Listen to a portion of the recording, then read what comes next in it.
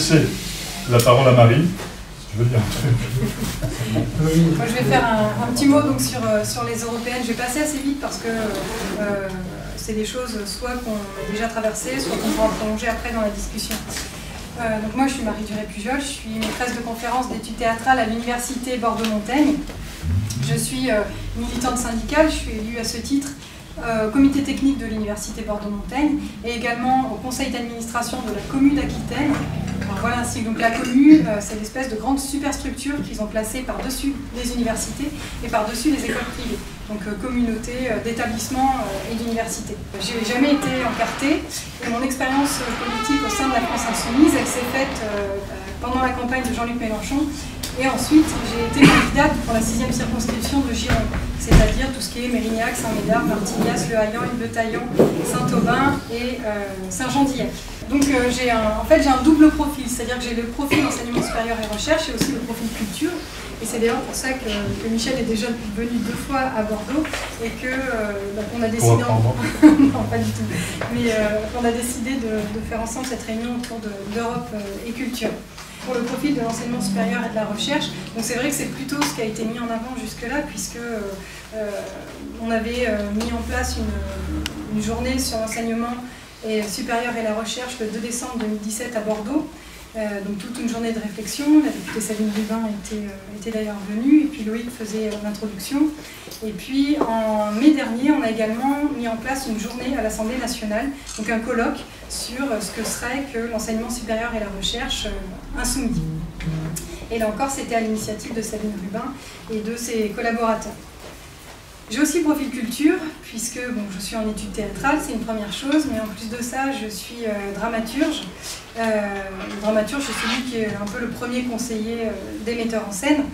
Et puis, je suis aussi responsable de plusieurs associations, notamment je suis présidente de 2 compagnies de théâtre et co-responsable d'un festival d'art. Christian qui est ici. Pardon, je suis membre du conseil d'administration du Théâtre des Chimères à Biarritz, donc sans connaître parfaitement tout l'horizon culturel français et européen. Donc moi aussi, je vais beaucoup apprendre aujourd'hui aux côtés de Michel. Disons que c'est vraiment quelque chose qui m'intéresse énormément. Et puis l'alliance entre militantisme et culture, je l'ai pratiquée en fait avec une bonne partie d'entre vous le 5 mai dernier quand on a fait la grosse manif de riches à Bordeaux, puisque là c'était l'occasion de se costumer et de partir en manif de riches pour bien se moquer des politiques mises en place par ma groupe. Alors comment est-ce que je suis arrivée en tant que candidate aux élections européennes? J'ai fait comme mes petits camarades. C'est-à-dire que j'ai postulé, c'était possible, hein, tout le monde pouvait le faire, et il y a donc eu 637 candidatures, et un comité électoral a examiné ces 637 candidatures et a retenu une soixantaine d'insoumis et d'insoumises pour être sur cette liste. Et aujourd'hui, cette liste, elle est ordonnancée et elle reste ouverte à des candidatures.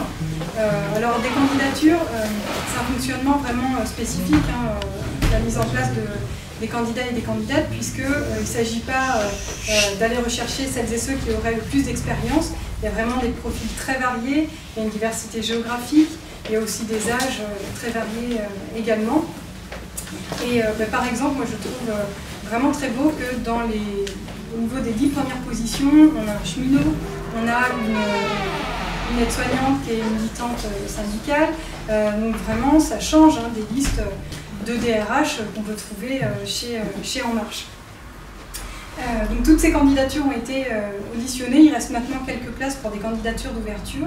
Donc il ne s'agit pas de coller des partis politiques les uns avec les autres, mais plutôt de voir si celles et ceux qui veulent nous rejoindre se retrouvent sur les grandes lignes de notre programme, puisque la base, ce qui nous réunit, c'est quand même l'avenir en commun, et puis le programme des européennes qui est en cours d'élaboration.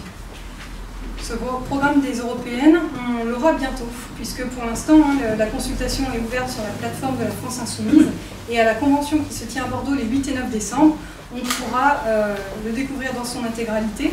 Donc jusque-là, il aura été amendé, synthétisé et vraiment mis en place. Et de la même manière, à cette convention, on aura la liste des candidats et des candidates, la liste définitive qui sera soumise au vote des insoumis et des insoumises. Comment va se passer la campagne au niveau national? Donc là, jusqu'en décembre, il y a toute une première partie où il s'agit de présenter les candidats et les candidates, de les rencontrer aussi. Donc, par exemple, tous les dimanches matins, vous allez retrouver des petites vidéos sur le site de la France Insoumise. Il y a des petits visuels aussi qui sont en préparation avec les grands axes que l'on souhaite défendre.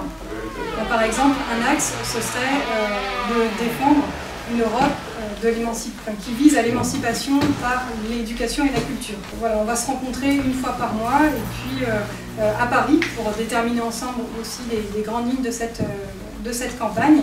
Et à partir de janvier, on va véritablement mettre la gomme jusqu'aux 15 derniers jours avant les élections, c'est au mois de mai, parce qu'on sait que les choix de vote s'effectuent dans les 15 derniers jours.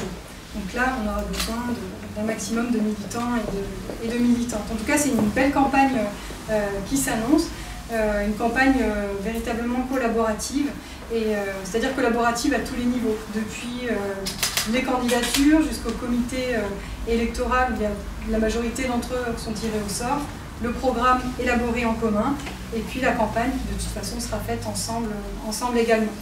Donc je sais qu'en tout cas pour Bordeaux Métropole, il va y avoir une grosse réunion de présentation de cette campagne qui aura lieu autour du 22 novembre. La date n'est pas encore entièrement fixée. Je te laisse la parole pour peut-être développer sur davantage l'accès culture. Non, parce qu'après, le programme des européennes, je peux vous en donner les grandes lignes. Hein. C'est un programme pour la paix, pour l'écologie, pour la solidarité entre les peuples. Mais on a surtout envie de t'entendre sur cette partie culture qui n'est pas encore développée dans le programme.